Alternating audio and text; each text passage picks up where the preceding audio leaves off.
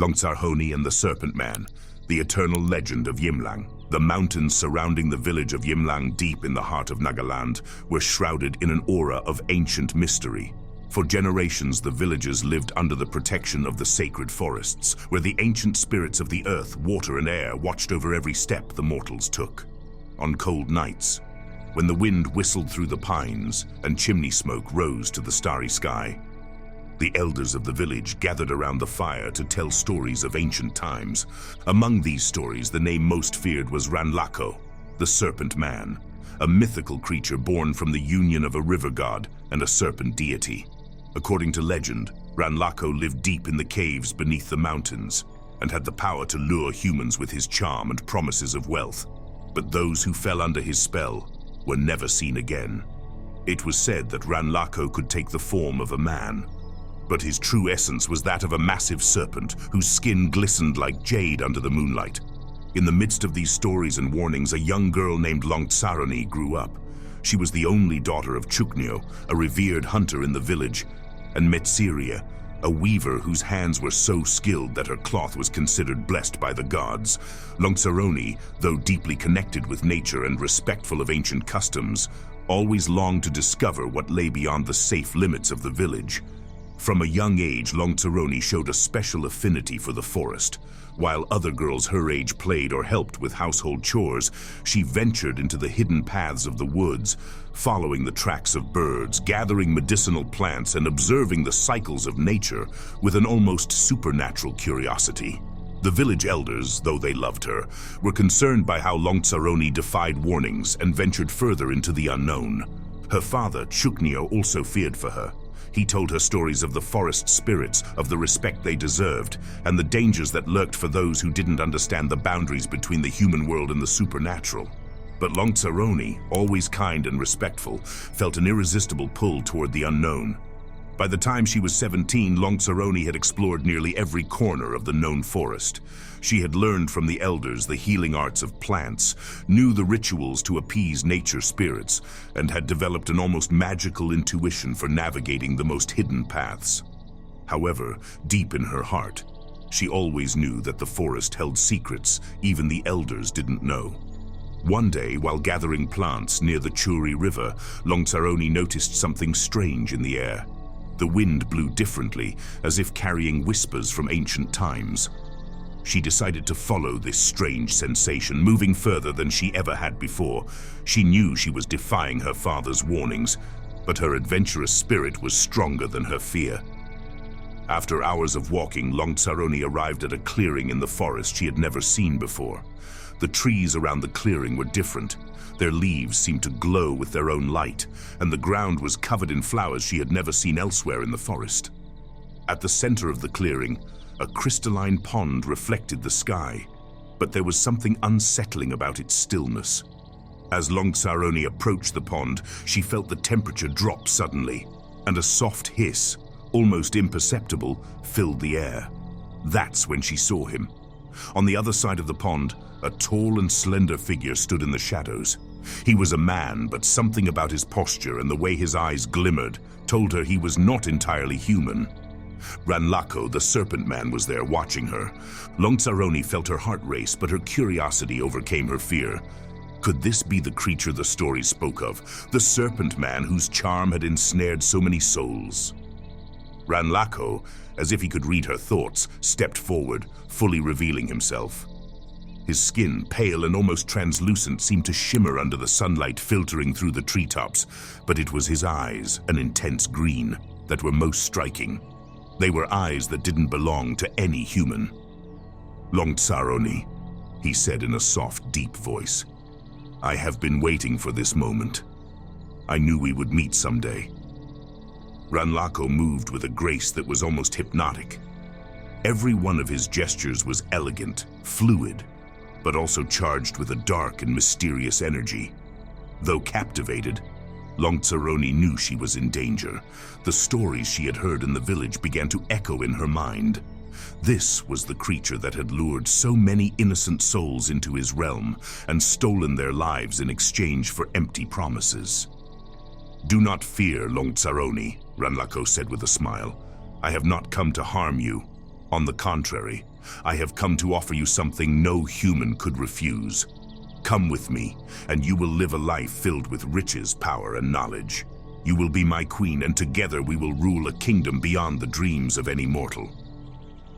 But Longsaroni, though intrigued by his words, knew that nothing good could come from an alliance with such a dark creature. She stepped back, trying to stay calm. "I don't need riches or power," she said, trying to hide the tremor in her voice. "All I want is to live in peace, here, in my home." Ranaco laughed softly, a laugh that seemed to echo throughout the clearing. "Oh dear Longsaroni, your soul is strong, but your heart is full of doubts. You still do not understand what I offer you. It's not just power over men, but over destiny itself. With me, you will know the secrets of the universe, the mysteries that even the gods dare not reveal." Longsaroni felt a strange force begin to overtake her. Her legs trembled, and the air seemed to thicken. Before she could react, Ranaco extended a hand and a dark mist began to surround her. It was a spell, a power she had never felt before. Longsaroni felt her strength leaving her. Everything around her darkened, and when she came to, she was in a completely different place. She was no longer in the clearing, but in what seemed to be an underground cave. The walls of the cave glowed with an eerie light, and the air was filled with a dense, oppressive energy. She had been taken to Ranaco's realm. The cave she found herself in was vast, larger than anything she could have imagined. It was filled with gems and crystals that emitted a soft glow, but there was something dark and sinister about everything around her. At the center of the cave, there was a throne carved from black stone, and sitting on it was Ranaco, watching her with a smile. "Welcome to my kingdom, Longsaroni," he said with satisfaction. "Here, you will be safe from the dangers of the outside world. Here, you will be my queen." But Longsaroni did not feel safe. She knew she was trapped, a prisoner of a being whose darkness surpassed anything she had imagined. Chapter 5. The Guardians of Shadows.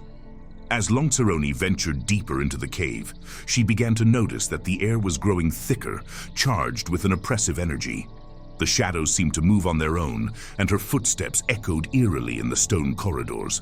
She knew her time was running out. Ranaco must be aware of her search and would not remain idle while she tried to destroy his heart. When she reached a bend in the tunnel, she found an unexpected barrier.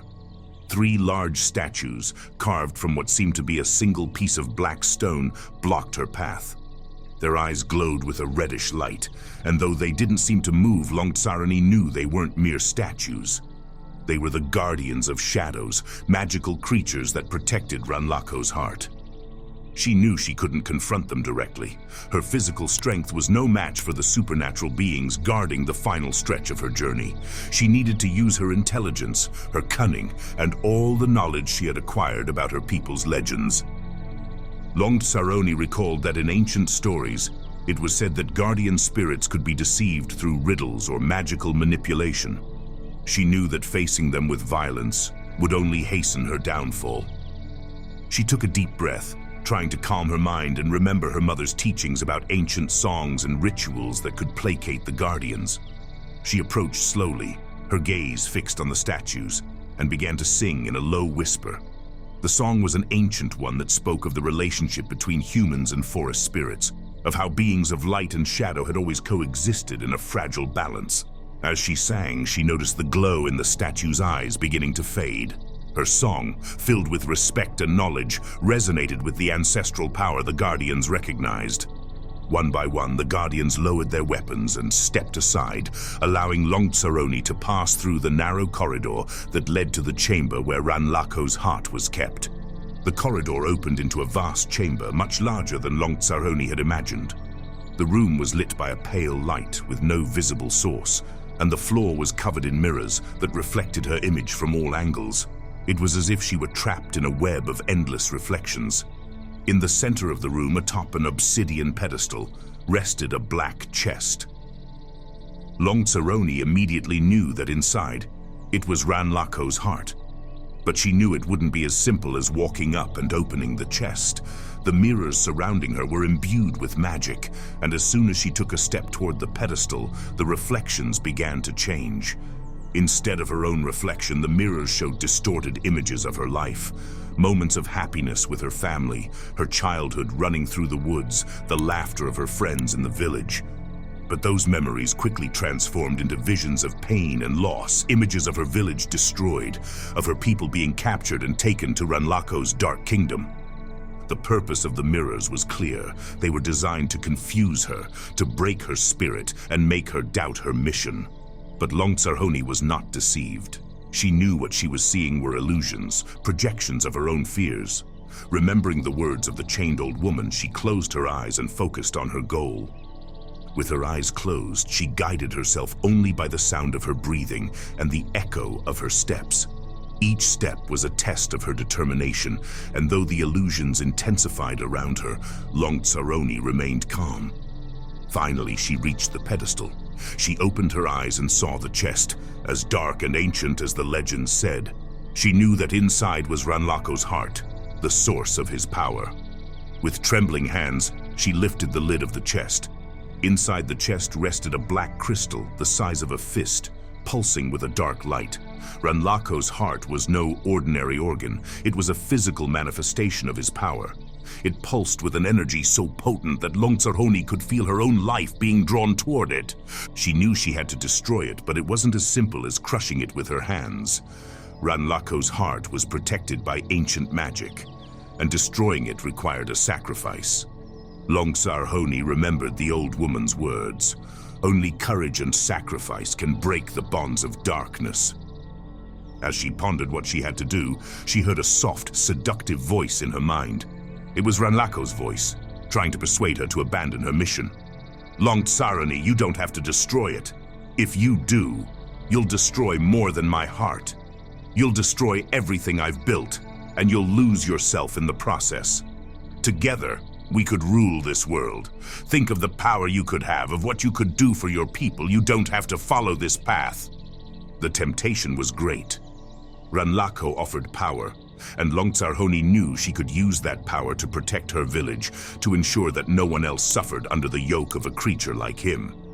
But she also knew that accepting Ranaco's offer would mean losing herself, losing her humanity.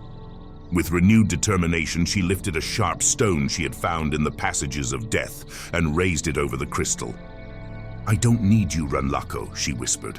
"My strength doesn't come from you, but from my own will." With a single blow, she shattered the heart into 1,000 pieces. As soon as the crystal broke, the underground realm began to shake. The walls of the cave cracked, and the air filled with a deafening roar. Longsarhoni knew she had little time before the entire kingdom collapsed around her. Ranaco, feeling his power fading, let out a final scream of rage and despair before disappearing into a cloud of dust. The lights that had illuminated the caves went out one by one, and darkness enveloped everything around her. Longsarhoni, fighting against the chaos surrounding her, ran toward the exit as fast as she could.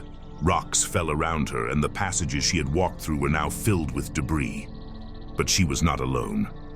The ancestral spirit she had seen earlier reappeared, guiding her through the crumbling passages. Their soft, ethereal lights showed her the way, giving her hope amidst the despair. After what seemed like an eternity, Longsarhoni saw the sunlight at the end of the tunnel. With one final effort, she ran toward the exit and hurled herself outside, just as the cave collapsed completely. The fresh forest air filled her lungs as Longsarhoni collapsed on the ground, exhausted but alive. She had done the impossible. She had destroyed Ranaco's heart and escaped his underground realm. Now, all she wanted was to return to her village, to her home. After escaping the cave, Longsarhoni could barely believe she was back in the world of the living. The trees, which had once stood as mere dark silhouettes around her, now seemed to glow with new vitality. She took a deep breath, filling her lungs with the fresh forest air, and though her legs felt weak and her hands trembled, she knew she had defeated Ranaco, and that her fate was now in her own hands. The sense of freedom allowed her to regain her strength, and with renewed determination, she began the long journey back to her village. Though the forest was still as dense and dark as ever, something had changed. The nighttime sounds no longer frightened her, and the shadows no longer seemed to pursue her. She knew that the spirits of the forest, witnesses to her bravery, now protected and guided her. As she walked along the paths, she remembered the visions she had seen in the Hall of Mirrors, those illusions that had shown her village in ruins and her people suffering under Ranaco's power. Though she knew those images were illusions, she couldn't help but feel a sense of urgency. She needed to return to Yimlang and make sure everything was all right. After everything that had happened, her only desire was to reunite with her family and live in peace. When she finally reached the outskirts of Yimlang, something felt different. The trees surrounding the village were silent, and the air was heavy with a sense of uncertainty. As she crossed the first fields, she noticed there was no sign of the farmers who usually worked until dusk, and the sounds of cheerful conversations and the daily bustle of the village were absent. Worried, Longsahoni quickened her pace. When she reached the main square, she was greeted by her mother, Metsirie, who, upon seeing her, burst into tears. The news of her disappearance had spread like wildfire, and for weeks the village had feared the worst. Her father, Chuknio, who had gone out several times to search for her, was returning that very night from one of his fruitless expeditions. But something was wrong. Longsahoni could see in her mother's eyes that something else had happened during her absence. The villagers, though happy to see her, seemed worried and tense. Longsahoni decided not to ask questions immediately, as her heart was too full of emotion at being reunited with her loved ones. But unease grew within her. That night, as she rested in her home, her mother confessed what had happened while she had been imprisoned in the underground realm. Ranaco's power had reached the village in the form of strange dreams that disturbed the villagers at night. The elders began to murmur about ancient curses that had not been resolved, and the younger villagers began to feel a strange presence around the forest. Some hunters disappeared without a trace, and the children began to talk about shadows they saw among the trees. Though Ranaco had been defeated by Longsahoni in his realm, he had left his mark on the human world. His essence, fragmented and broken, still exerted its influence over the village. Though his heart had been destroyed, some fragments of his power remained active, hidden deep within the forest. Longsahoni immediately knew her mission was not yet over. While she had destroyed Ranaco in his realm, his fragments were still a threat to her people. She had to find a way to completely eliminate the remnants of his power before they caused more harm. The next day, Longsahoni decided to visit the village elders, who had always been the guardians of the ancient stories and traditions. She knew that if there was any way to rid themselves of Ranaco's remnants, they would have the answer. The elders gathered in the communal house received her with respect. They knew what she had accomplished and what she had faced, but they also knew that her struggle was far from over. The eldest of them all, Yilimi, a man whose wisdom was legendary, told her the truth about Ranaco. Ranaco is not simply a creature of the forest, Yilimi said in a low, solemn voice.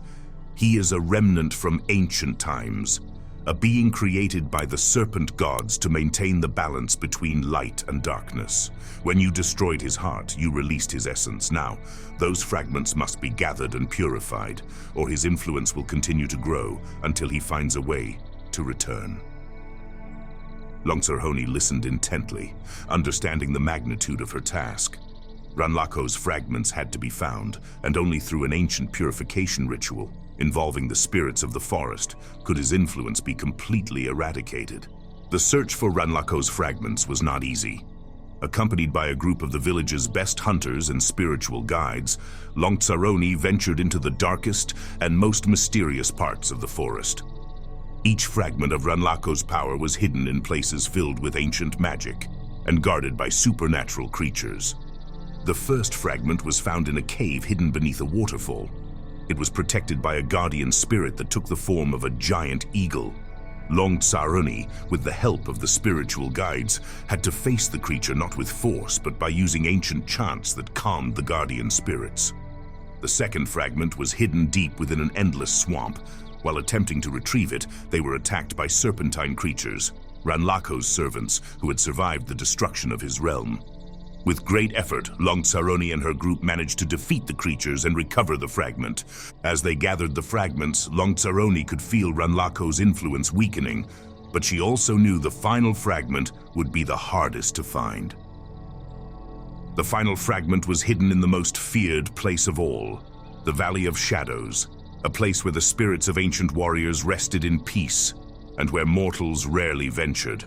According to legend, those who entered the valley had to face their worst fears and battle their own inner demons. Longtsaroni, aware of the dangers, decided to face the last fragment alone. She knew this was her destiny and that it had to be her who completed the task. As she entered the valley, she was greeted by a dense fog that enveloped everything around her. She heard voices whispering her name, and spectral figures began to appear before her. These figures were not mere illusions. They were projections of her own fears, her insecurities and doubts.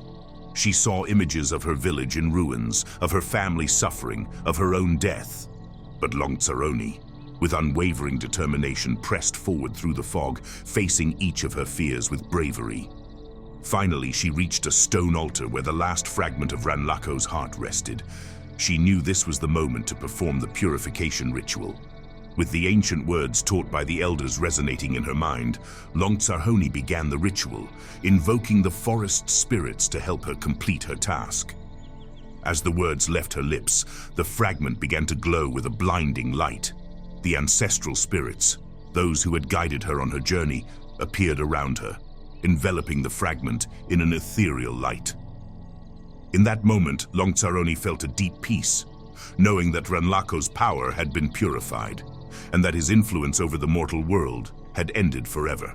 When the ritual ended, a deep sense of peace filled the valley. The warrior spirits disappeared into the fog, and the air, which had once been heavy with tension, was now calm. Longtsaroni knew she had fulfilled her mission. With a light heart and inner peace restored, Longtsaroni began the journey back to her village. She knew that Ranaco's influence had vanished forever, and that her village and people were now safe. However, the experience had changed her deeply. She was no longer the curious young girl who ventured into the forest out of curiosity. Now, she was a spiritual warrior, a leader among her people. When she arrived in Yimlang, she was greeted with jubilation. The villagers, who had lived in fear for so long, knew the danger had passed. Chuknio and Metsiria, her parents, embraced her with tears in their eyes, proud of what their daughter had accomplished. The elders received her in the great hall, where her story was told and her bravery was recognized. That night, in a solemn ceremony, Longtsaroni was declared the new guardian of the forest. It would be her duty from then on to protect her people from supernatural threats and to teach future generations about the ancient rites and the story of her battle with Ranaco. Longtsaroni's name became legend. The elders told her story around the fire on cold nights, and each generation listened with awe and respect to the tale of the young woman who defeated one of the most powerful creatures that ever existed in the lands of Nagaland. Longtsaroni dedicated the rest of her life to protecting her village and passing on her knowledge. She taught the young to respect nature, to listen to the whispers of the wind, and to interpret the messages of the spirits. Over time, many followed in her footsteps, becoming guardians of the forests, and the relationship between humans and ancestral spirits remained in balance. However, Longtsaroni always knew that dark spirits like Ranaco never completely disappeared. She knew that although she had purified the fragments of his heart, there was always a possibility that other ancient creatures would try to reclaim dominion over the human world. Before she died, Longtsaroni left clear instructions to her people on how to maintain the purification rites and ancient chants. She ensured that her legacy would not only be remembered, but also preserved for future generations. It was said that her spirit never truly left the forest, and hunters claimed that on the quietest nights, they could feel her presence guiding and protecting them. The Naga are mythological beings that appear in various cultures of Southeast Asia and India, depicted as half-serpent, half-human creatures. They are fascinating not only because they are part of mythology, but also because they symbolize the connection between the spiritual and natural worlds. In Hindu and Buddhist cultures, the Naga are often said to live in rivers, lakes, or underground, and are associated with water, an essential element for life and fertility. The Naga not only control the rains, but they are also protectors of water sources, making them guardians of natural balance. One of the most well-known Naga is Shesha, the king of all Naga, who, according to Hindu mythology, holds the world on his many heads. This reflects the importance of the Naga as symbols of stability and cosmic order. However, the Naga also have a dual nature. On one hand, they are protectors of life and help maintain the balance of the natural world, like the Naga Muchalinda, who protected Buddha while he meditated in the rain. On the other hand, they can also be destroyers, reflecting the unpredictability of water, which can give life but also cause destruction when it gets out of control. Thank you for joining us on this magical journey through the stories and legends of the Naga tribe. If you enjoyed this video and want to discover more ancient tales, don't forget to give it a like and share it with your friends. And if you haven't subscribed yet, make sure to do so and hit the notification bell so you don't miss any of our upcoming legends. Every week we'll bring you new stories filled with mystery, wisdom, and magic. See you in the next tale.